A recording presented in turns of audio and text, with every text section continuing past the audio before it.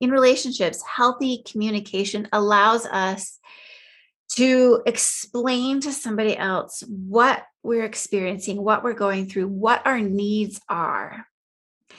There's this act of communicating that not only helps me get my needs met, but also helps me to be more connected in my relationship. Get your daily dose of motivation on the Motivational Moments with Michelle podcast. In Motivation with Michelle podcast, you'll get encouraging, uplifting, and life-changing wisdom that will transform your world at your fingertips, 24 hours a day. Get a fuller, deeper revelation of the tools you can implement to see incredible transformation in your life from Michelle Newstetter's powerful teachings. Tune in whenever you need to be edified, uplifted, or a dose of motivation, no matter where you are. Subscribe to Motivational Moments with Michelle podcast with Michelle Newstetter today on Apple Podcasts, Spotify, or SoundCloud.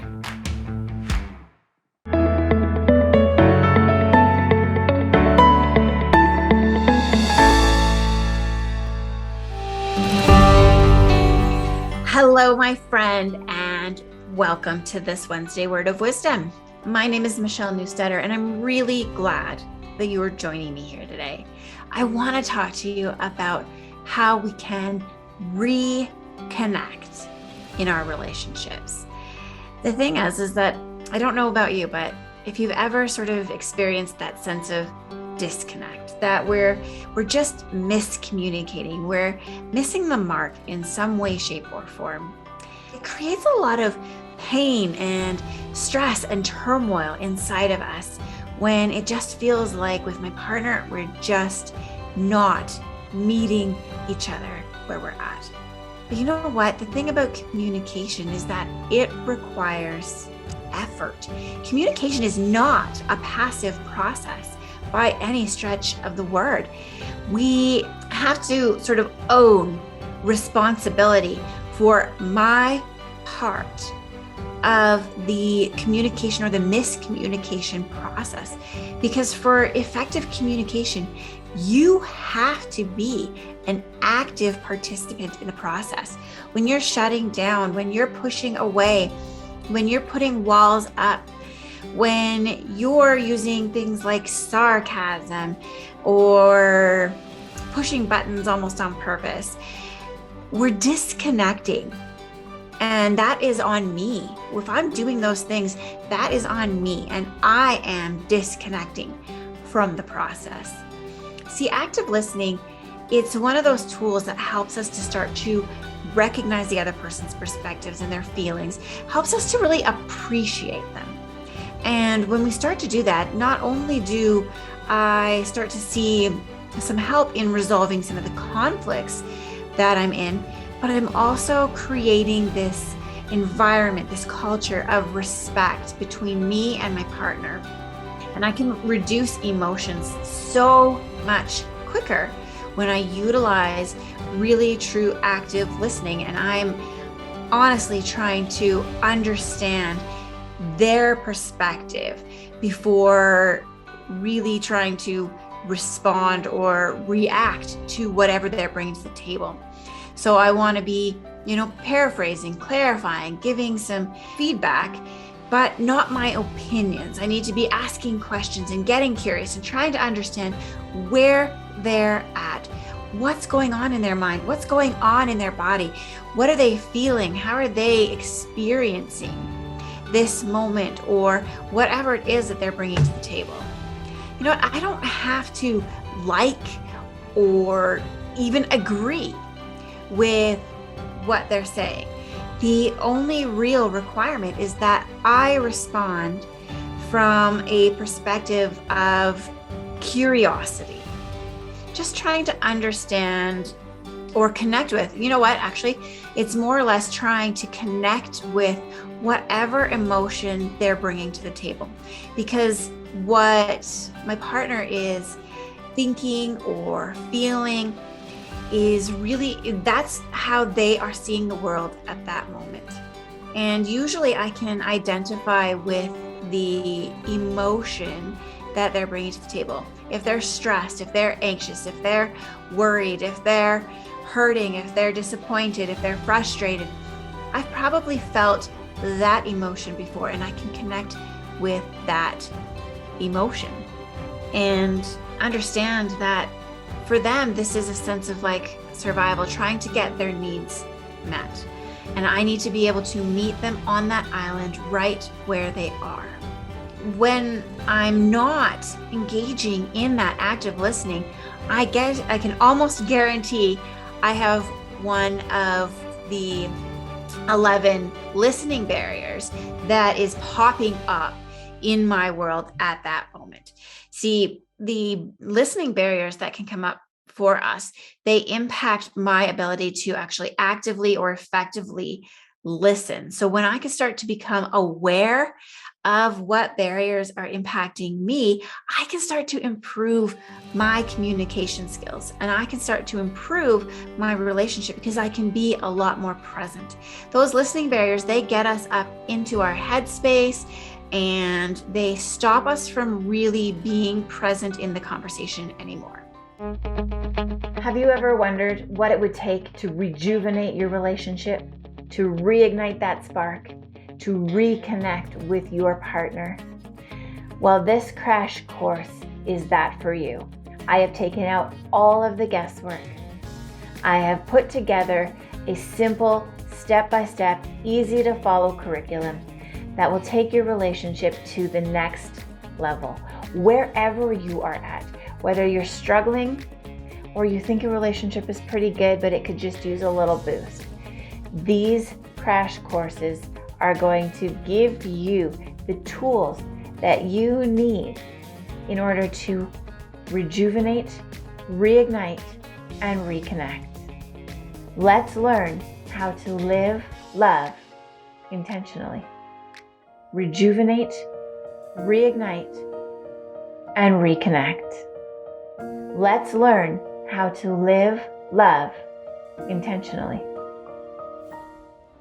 In the crash course that I offer, we go through all of these different communication skills to a bit of a deeper level, because it's so important that we understand where I am impacting on my relationship and the things that I can do differently that are going to help to improve it.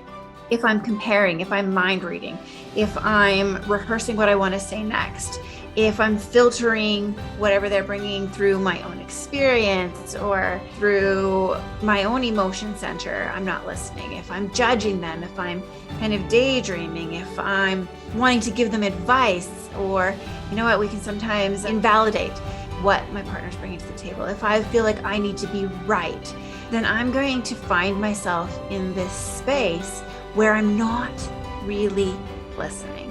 I might be trying to one-up them, or just be like, your problems are not that bad, or trying to minimize that kind of thing. But I'm not really hearing them. I'm not listening to what they're really bringing to the table. I can't rely on my partner, my husband, to change. But what I can do is I can change how I show up in those conversations. I can start to alter my words, my actions, my thoughts. You know what? When a disagreement turns hurtful, there are tools that we can use to help us to bounce back and to reestablish effective communication. One of the tools that we often talk about is the drama triangle, because the drama triangle provides us a map, so to speak, of like the psychological, the unconscious communication patterns that can get us stuck or hook us into these cycles of pain, of blame, of guilt, of disconnect, because I'm coming at my partner with something and I'm challenging them and I'm almost bullying, or I might be becoming the victim in the conversation and doing the woe is me, poor me, don't treat me like this. Or I might be jumping to the rescuer and trying to fix all the problems and making my partner feel just so small because I'm trying to jump in and not really hear them. And this really creates a dysfunctional communication pattern that is often learned. And there are some very neat strategic ways that we can start to pull ourselves out of that drama triangle. In Fearlessly Anchored Marriages, which is the big marriage program that I run, Dr. John Gottman, and how he has studied more than 2,000 married couples over a number of decades. And he's come up with 4 attitudes that tend to most predict the dissolution of a relationship. The 4 horsemen of the apocalypse in terms of our relationship. And those are criticism, defensiveness, contempt, and stonewalling. And Dr. Gottman says that each of those horsemen paves the way for the next. And when we can start to identify the 4 horsemen that are taking place in my relationship right now, in my conflict discussions, that is a necessary first step to actually trying to eliminate them. And in that Fearlessly Anchored, we give you some of those antidotes that you can use to replace those 4 horsemen with more healthy, more productive communication patterns. So you can stop the 4 horsemen in their tracks and restore your relationship in that sense of connection and ability to come back to a place of effective communication with our partner. And last, but really truly not least, are the magic 5 hours that really help us to show value to our partner every single day. And 5 hours can seem like a big amount of time, but really it's not, because what this is talking about, the magic 5 hours, isn't a dedicated 5-hour space. But what it really is it's all the little things that we do with and for our partner each and every week that add up to this 5-hour time frame. It's these little waves, these little things that we do to show our partner value, to show them love, to show them that we see them, to show them that we care, to show them that we're committed. You know, it really starts to fill up our love tank. And you know what, basically it's like an account where we're making little deposits into our partner's account, because every day all of those stresses that are in our world, those are withdrawals on our emotional stores and what we have available and what we can give. And so as partners, we have a responsibility to make some of those deposits, to show value, to show care, to start to refill that emotional storage tank for our partner. Not that we are responsible for their happiness, because we are not in any way, shape, or form. They are responsible for their own happiness. But we add to this sense of connection and commitment to the relationship. So what I want you to start to do is look for ways that you can start to make deposits every day into your partner's account. In relationships, healthy communication allows us to explain to somebody else what we're experiencing, what we're going through, what our needs are. You know, there's this act of communicating that not only helps me get my needs met, but also helps me to be more connected in my relationship. See, those intimate connections that we have, they're not like naturally inborn into our world. They are something that had to be created. It has to be nurtured and maintained. And if I don't take legitimate action steps towards maintaining that sense of connection, you know, it's like a garden. If I don't intentionally go out and take care of the garden and weed it and water it and nurture it and fertilize, it's gonna die. And I have a responsibility to tend to and mend the connection in my relationship. I want to help you build that best friend feeling where you feel safe, where you feel heard, where you're going through something and your partner is the first person you want to tell. When you're excited, they're the person you want to go to. And I want that to be reciprocated in your relationship so that you can be that person for them too, creating that sense of safety and security, which are 2 of our base human needs in relationship.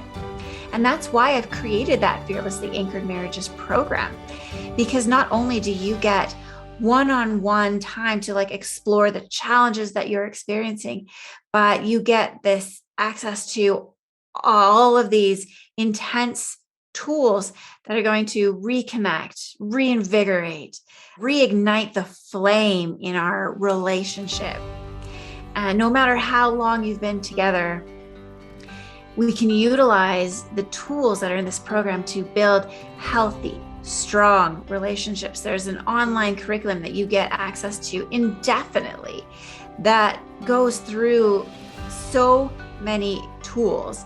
It is like taking like all of the relationship books that are out there and then compiling them into one space so that you have access to this wealth of training, expertise, life experience that we are going to anchor you with.